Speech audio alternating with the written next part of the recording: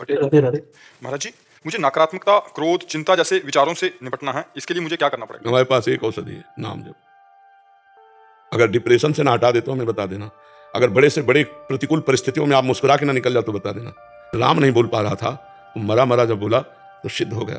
तो हमें विश्वास करना चाहिए कि भगवान के नाम में अपार सामर्थ्य है। हम नाम जप करें, पवित्र आचरण, पवित्र भोजन, पवित्र व्यवहार, अभी सब ठीक हो जाएगा। है भगवान का भजन।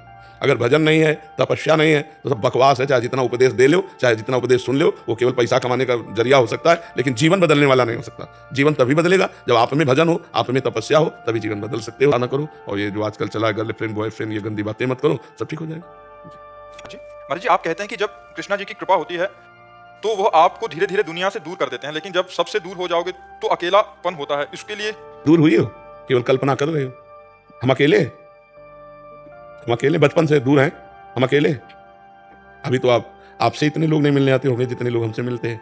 ये तो बाहरी है, और अंतर में हमारे प्रभु हमारे साथ हैं। हर कदम हर पल हमारे साथ है। हमें और किसके साथ की जरूरत है? यहाँ जितने साथी सब मरण धर्मा है, कब मर जाए कब बिछुड़ जाए कुछ पता नहीं। वो अविनाशी प्रीतम हमारे साथ है। तो हम अकेले कि तुम अकेले हो?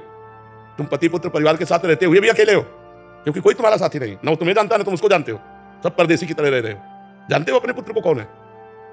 अपनी पत्नी को जानते हो कौन है? अपने पति को जानते हो कौन है? किसी से कोई परिचय नहीं। माने बैठे, जान जाओ तो भगवान है, तो तुमको भी वही गति होगी जो बड़े बड़े संतों को होती है। पर ये तो जानते नहीं। तो अकेलापन के सच्चा पूछो तो अकेलेपन आपको खाता है, हमें थोड़ी अकेलापन खाता है।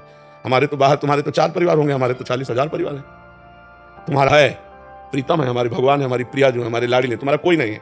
तुम जिनको देख रहे हो सब मरण धर्मा, कभी भी मर सकते हैं, पूरे के पूरे एक साथ मर सकते हैं। हमारे प्रीतम नहीं मरेंगे। ये शरीर छूटेगा तब प्रीतम मिलेंगे, ऐसी बात नहीं। शरीर रहते ही प्रीतम का सानिध्य अनुभव होता है। पर भजन करो, भजन जीवन में नहीं होगा तो यही लगेगा। उनको अकेलापन खाता है क्या? वो अकेले की तरफ भागते हैं, दूर हमसे मिलो मत। क्यों? तुम मिलोगे तो उससे मिलने में बाधा पड़ जाएगी। मुझे अकेला रहने दो, जिससे मैं अपने प्यारे की याद में खो जाऊं और प्यारा ही आके मेरे से मिले। अभी अकेलेपन का मतलब नहीं समझा है। असंगता। भगवद आनंद को कैसे जानोगी? तुम संसार से तुलना करोगी तो आध्यात्मिक आनंद और विषय आनंद बहुत अंतर है। एक अंधकार है और एक दिव्य प्रकाश है। तो अंधकार से सोचोगी तो फिर, क्योंकि 13 वर्ष की अवस्था में घर से निकले, तो हम क्या प्यार के भूखे हैं? इतना प्रभु ने प्यार दिया है कि निहाल कर दिया है। कदम कदम पर उनका प्यार, कदम कदम पर उनका दुलार। और वही प्रभु इतने रूपों में अब भी प्यार कर रहे हैं। घंटों से खड़े केवल इस बात के लिए कि यहाँ से निकल जाएंगे तो हम देख लेंगे बाबा जी है। बाबा जी को क्या देखना है? पर ये प्यार, भगवान प्यार। तो ये अनुभव करा रहा है कि अगर हम सब कुछ छोड़ देंगे तो हम अकेले हो जाएंगे, अकेलापन लगेगा। महाराज जी, इसमें जैसे भागवत जी में आपने बोला था कि उसका मैं सब कुछ हरण कर लेता हूँ, इसका वास्तविक रहस्य क्या है महाराज जी? राग हरण कर लेते हैं भगवान। उसकी आसक्ति अहंकार राग हरण कर लेते हैं। जैसे अमरीश, उसका उनको अभिमान नहीं है चक्रवर्ती सम्राट पद का, उस संपत्ति का उनको गर्व नहीं है, उस वैभव का उनको गर्व नहीं है। और जिनके गर्व है, भगवान देख रहे हैं कि ऑपरेशन करना पड़ेगा तो संपत्ति भी हटा देते हैं, गर्व भी हटा देते हैं, और जिनको हटाते हैं। और जब देखा कि मरीज ज्यादा बढ़ चुका है, अब इसका मर्ज दूर करने के लिए, तो फिर भगवान उसका वैभव भी अंतर ध्यान कर देते हैं, और उसका पारा जो अहंकार का था वो डाउन, जब डाउन हुआ तो भगवान की पुकारा, भगवान की शरण में हुआ, वही मंगल शुरू हो गया उसका। बाहर का कोई मतलब इस वो नहीं, अंदर का ही सारा सिस्टम। अंदर का राग। बाहर से आप एकांत बैठे हो, सबका राग भरा हुआ है, तो कोई आप महात्मा थोड़ी हो। घर में बैठे हो, किसी का राग नहीं तो आप महात्मा हो। अंदर का राग त्यागा। इस पे मेरा राग नहीं है। स्टेशन में जैसे बैठे हैं, सरकारी स्टेशन अपना काम कर रहे हैं, गाड़ी आई चल दिया, अपने तो श्री जी, अपने तो लाल जी हैं, अपने तो प्रभु हैं। आपने क्या किया? अपने घर को अपना मान लिया, 4 परिवार को अपना मान के इतना उसी में डूब गए कि बस जो कुछ हो तो इन्हीं को सुख मिले। जैसे एक आदमी दूध में और दूसरे के बच्चों के प्राणघातक वस्तुएं बेच रहे हो, तुम्हारा नाश नहीं होगा। तो ये बुद्धि भ्रष्ट हो जाती है राग से। और अगर राग रहित है तो समाज का उपकार करता है, मंगल करता है, कि जो चीज हम नहीं खा सकते दूसरे को कैसे दे सकते हैं। ये जो आसक्ति है, ये जो राग है, यही पाप कराता है, और इसी को दूर करना आवश्यक होता है। जो इससे दूर रहता है वो गृहस्थ में रहते हुए संत है। संत केवल भेषधारी, भगवान कह रहे विभीषण जी को। तो आचरण प्रधान संत। संत मतलब आचरण। अगर कहीं वेश भी है और आचरण भी है तो सोने पे सुहागा समझो। सोने में राक्षस वेश धारण किया था, आचरण नहीं था, हनुमान जी ने मार डाला था। अगर वेश नहीं है और आचरण है तो वो संत है। वेश है और आचरण है तो फिर क्या क्या संत है? वो संत केवल वेश धारण मात्र से नहीं हो जाता। मैं एक आत्मा हूँ और आत्मा का परमात्मा से संबंध। पहले अगर ये शब्द हटा दो। अगर संशयात्मक शब्द है। अगर नहीं, अगर भी मतलब होता है कि माना कि मैं एक आत्मा हूँ, नहीं है। हम आत्मस्वरूप हम दे थोड़ी है। समझ में आ गया? मेरा हाथ, मेरा पाँव, मेरा आँख, मेरा कान, पूरे ढांचे को क्या कहा जाता है? मेरा शरीर नहीं कहा। जो मेरा है वो मैं नहीं हो सकता, मतलब शरीर नहीं है आप। अगर शब्द हटाइए, अब अंदर घुसिए इसके।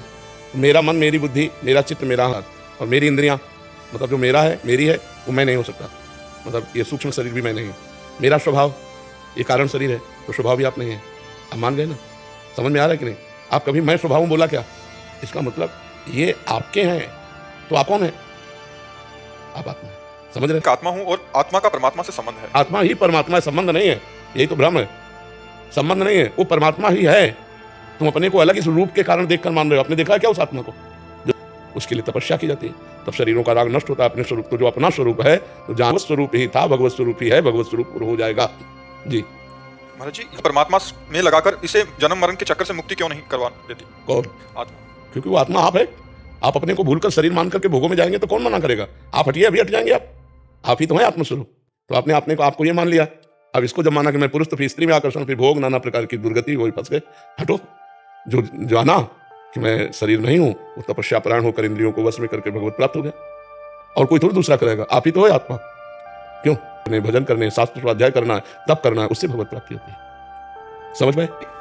मुझे ये जानना है कि कर्म और भाग्य में क्या रिश्ता है। जब हम किसी चीज पूर्व, एक एक शब्द का उत्तर लो तो अच्छा रहेगा। भाग्य कहते हैं पूर्व में जो किए हुए कर्म है, उन कर्मों से जो कुछ कर्म निकाल करके शुभ और अशुभ, सुख और दुख देने वाले इस शरीर की रचना हुई, उसे भाग्य कहते हैं। अब जो हमसे नए कर्म होते हैं, उनको कर्म कहा जाता है। कर्म और भाग्य विभाग है, पाप कर्म और पुण्य कर्म। अगर हम पुण्य कर्म करते हैं तो सुख मिलेगा, पाप कर्म करते हैं तो दुख मिलेगा। आगे अभी नहीं, अभी तो भाग्य का चलेगा चक्कर। अगर हम भजन करते हैं तो भाग्य को रोक कर यहीं मिटा करके भगवत प्राप्ति कर लेते हैं। सफलता नहीं मिलती तब दुकान में जाके 1 करोड़ के हीरे का हार लोगे, समय पर पैसा है 1 लाख रुपया। ऐसे यहाँ जो तुम्हें चाह है, उसके अनुसार से तप करो, उतना भजन करो, उतना पुण्य करो, तब आपको प्राप्त होगा। ऐसे थोड़ी प्राप्त होगा। वर्तमान में उसकी खेती पाप की है, पूर्व का पुण्य है, इसलिए खूब सफल है। और जिस समय पूर्व का पुण्य खत्म हो जाएगा, उस समय उसकी विध्वंस हो जाएगा, पतन हो जाएगा, उसका नाश हो जाएगा। समझ पा रहे हो? जी।